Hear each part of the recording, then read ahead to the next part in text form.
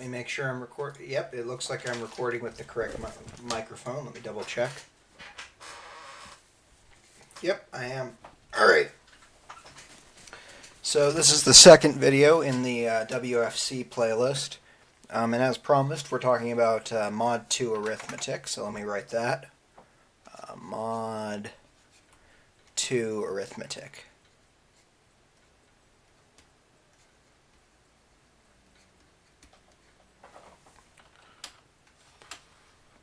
Alright, so this starts with an observation that you probably had when you were in elementary school. Alright, and that is, you add an even number to an even number and you get an even number. So let's write that. So even, let's make the pen bigger. Even plus even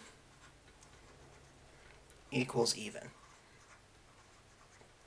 Well, and if you add an even number to an odd number, you get an odd number.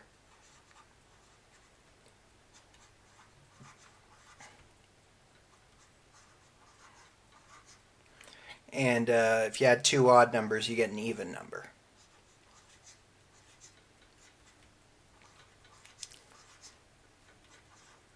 Nope, you get an even number.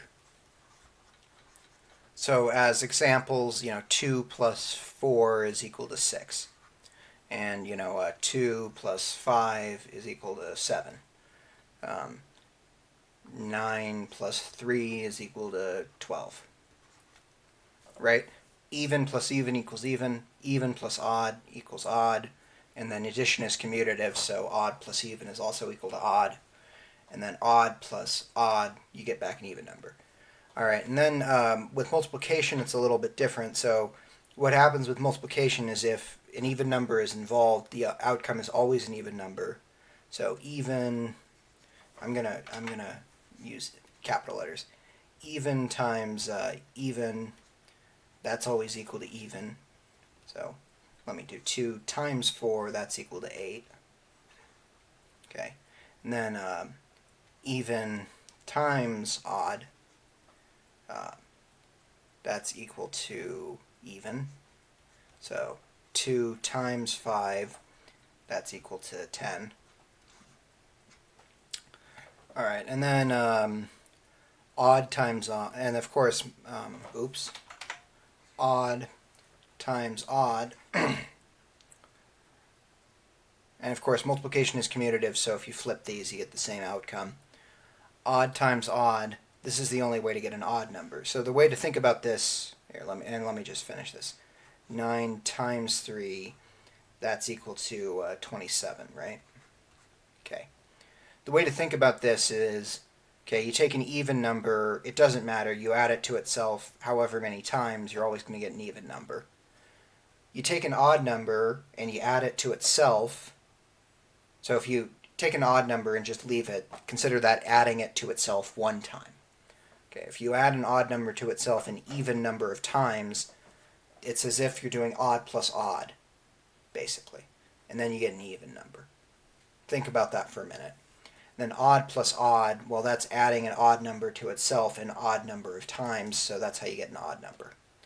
All right, let me prove these things. So all even numbers are 2 times k, where k is an integer. So let's do e plus e equals e. Okay, so an even number times another even number, this is equal to 4kl, or equivalently 2 times 2kl, so this is even. Okay, then even plus odd is equal to odd. So the way to think about that is 2 times k. Oh, oh my goodness, I am stupid. So even plus even equals even. I wrote down the addition rule, I'm stupid. 2k plus 2l, that's equal to 2 times k plus l. Okay. Now, even plus odd is equal to odd. this is 2k plus 2l plus 1. So every odd number is 1 off from a multiple of 2. That's a way to think about this. This is, of course, 2 times k plus l plus 1. So this is 1 off from a multiple of 2. Of course, and then odd plus odd, this is equal to odd. This is just something you learn in elementary school. So let's do this. 2k plus 1 plus 2l plus 1. And of course, correction. This is equal to even. I'm making mistakes. This is equal to 2 times k plus l plus 1. Right, so 2 times k plus 2 times l plus 2. That's what this is, and I'm grouping this so this is even. So check, check, check. All right, now let's try the multiplication just to show you what's going on. Even times even is equal to even. That should be true. So 2k, this is what I wrote above, times 2l, well, that's equal to 2 times something, which is 2kl. Okay.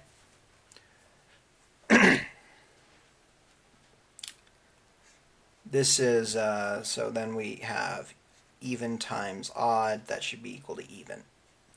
All right. What do we say? We say 2k times 2l plus 1. Well, this is equal to 2 times k times 2l plus 1. Right? I literally just moved parentheses, but this is 2 times something, so we're done. All right. We're 2 times another integer, so everything here is an integer. And then we have odd times odd. That should be equal to odd, because we got to have some way to get an odd number. Otherwise, the implication would be that every odd number is prime, which is false, because 9 isn't prime. So 2k plus 1 times 2l plus 1. Let me make sure I'm recording on the correct microphone, because I have a habit of... ooh, my mouse is out of battery. Hopefully it'll last to the end of the video. Let's just write this out. So this will be 4kl plus 2k plus 2l plus 1. So this is 2 times 2kl plus k plus l plus 1. So it's 1 off from a multiple of 2. Check, check, check. Okay. So, by the way, an implication of this is that an odd number squared is equal to an odd number, and an even number squared is equal to an even number. So instead of these sort of symbols E and O, the way that you think about this in math, which is actually a much more general way of thinking about it, is, well, you kind of look at these equations, and what we do is we take the remainder when we divide by 2. And then this works for arbitrary numbers, which is kind of interesting. And probably I'm going to talk about this in general more later because I'm doing a thing on abstract algebra, and a lot of abstract algebra comes from number theory. And the number theory is really about, well, at least the basic stuff is about modular arithmetic. And also, you know, my channel generally is about like undercovered areas in math, things that other people don't cover well enough.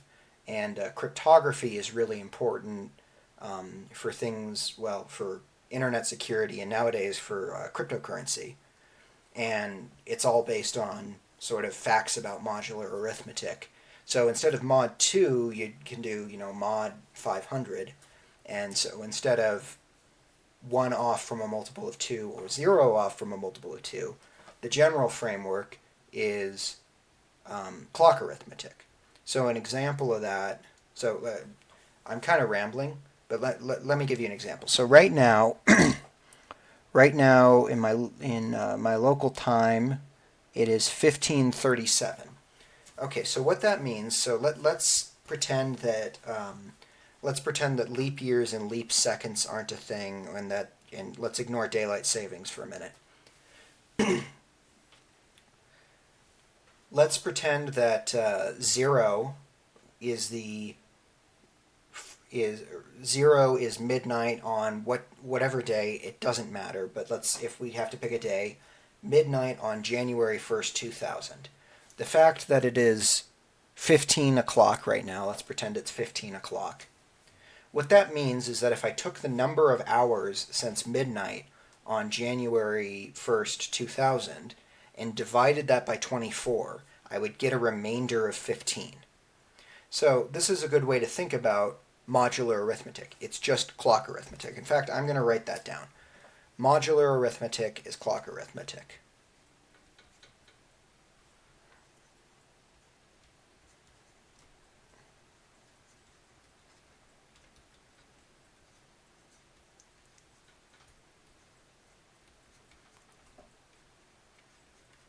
And it works for an arbitrary base, and then which base you choose is actually really interesting or which modulo you choose. So we're doing a modulo of 2 right now, which is sort of the simplest case. But generally, if your modulo is a prime number, then you can do division, which is interesting. Those are called finite fields. And then there's other, like if you do p to the k for any p, where p is prime and k is an arbitrary positive integer, then that's also a field. Field means that you can do division. Number theory is a fascinating subject, and it's very, very important, and I can't get into it all right now. But what I'm instead going to point out is that if we think about this as clock arithmetic, then we get the exact same thing. So instead of even, I'm just going to call the class of even numbers 0, and I'm going to call the class of odd numbers 1. And this is an abusive notation, and the formal notation you'll see is z divided by 2z. Now this notation doesn't look like it makes sense, but it actually makes an incredible amount of sense, but you're going to have to watch my abstract algebra playlist to understand this notation. Alright, because this notation is wonderful. Well, it's not wonderful because it's very confusing, and it's not Googleable. And I said previously that one of my goals is to have Googleable notation. But this is equal to even numbers, and this is equal to odd. So let's just write out an addition table. So I'm going to do plus, and I'm going to write out tables in a kind of a weird way. 0, 0, and we're going to see why I write out the tables this way. 0, 1, 1, 0, and 1, 1. Now if you know binary arithmetic, then you can see that I'm writing out the base 2 representations for the numbers 0, 1, 2, and 3, which is nice. And then I'm going to write arrows, and this format of writing tables is actually going to be really nice later, and it's going to be crucial for understanding the WFC code base. Alright, plus of 0, 0, this is equal to 0. So we're doing clock arithmetic right now. 0 plus 1 is 1. 1 plus 0 is 1.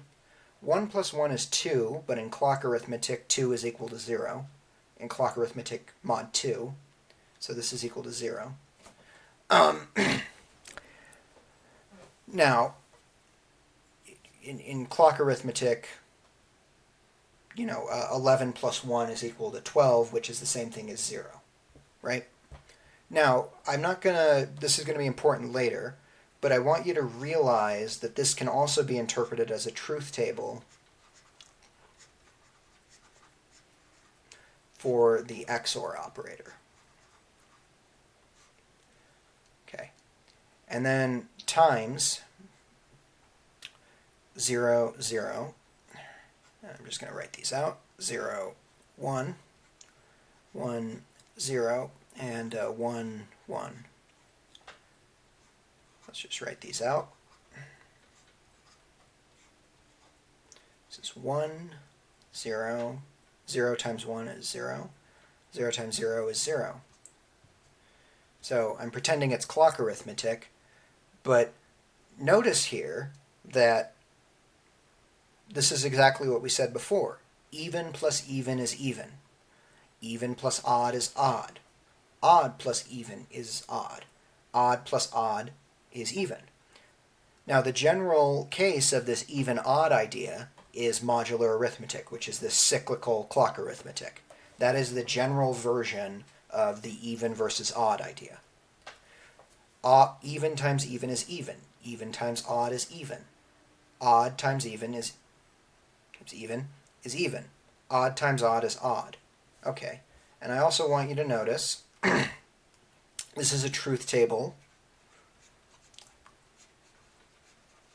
for the logical operator and.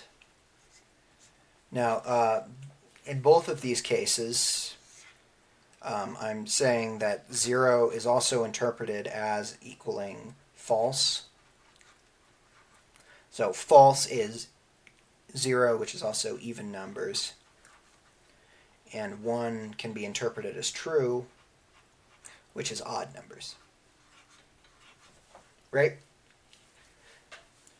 A lot of math is just looking at the exact same logical structure and choosing to interpret it in a different way.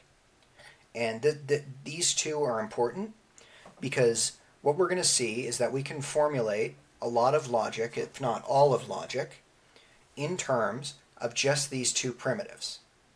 All right. Now, what I promised was proving that square root of 2 is irrational. And I'm going to do that really quickly because it's actually an easy proof once you understand that two things. So, mod 2, so the typical way you write this is 0 squared is congruent to 0 mod 2. This is the typical mathematical notation, which it's not great, but it's not Googleable. Mod 2. This is the typical 1 squared is equal to 1 mod 2, which is just what we can read off from our multiplication table. And then there's the other fact, which if you don't believe me, go watch my GCD video where I explain how to do this. So I'm going to establish two facts. This is fact number 1. And fact number 2 is that if you take a fraction, a divided by b, in fact, actually, I'm going to write this as m divided by n. You can always write this in, everything here is an integer, is a divided by b such that the greatest common divisor of a and b is equal to 1. In other words, a and b have no common factors, which is equivalent to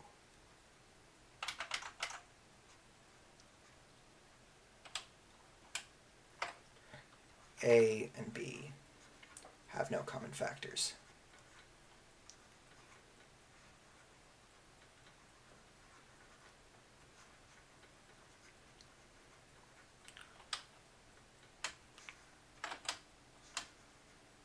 Okay. These are our two facts, and from these two we can actually deduce that there is no rational number where if you square it you get 2. So claim a rational number means a fraction, and the bottom can't be 0. That's all it means. There is no rational number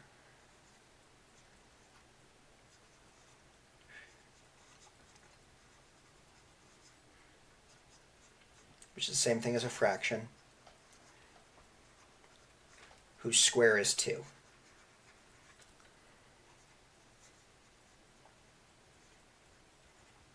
That says squain. Oh well, you know what I mean. Whose squain is 2. Okay, so if there was such a rational number, we could write it as a divided by b, where a and b have no common factors. And what we know, so the proof is a proof by contradiction. We're going to suppose that there is such a number. A plus b squared is equal to 2. Well, from this we can conclude that a squared is equal to 2 times b squared, just from the multiples, or from the way rational number multiplication works. Okay. Well, we know this implies that this is the same thing as saying a squared is even. Well, because it's 2 times an integer. Well, we know that the only way to square something and get an even number, this must be the same thing as, this must mean a is even. So therefore we can write a is equal to 2 times alpha, where alpha is some other integer. Okay, so now we have 2 alpha squared is equal to 2 times b squared. Well, let's just square both terms. So we have 4 alpha squared, because by the commutativity of integer multiplication, this is equal to 4 alpha squared is equal to 2b squared. Well, we can divide both sides by 2 and get 2 alpha squared is equal to b squared. Okay, well, by the same chain of reasoning above, this must mean b is even. Okay, so therefore b is equal to 2 times some number beta. Well, then our original number, let's call this number q is equal to a over b. Well, we said q is equal to a over b, and we assumed that a over b, I hope I said that I assumed, I assume I said that this fraction was reduced. Well, by just what we've established here, this is equal to 2 alpha over 2 beta. Well, now we have a common factor.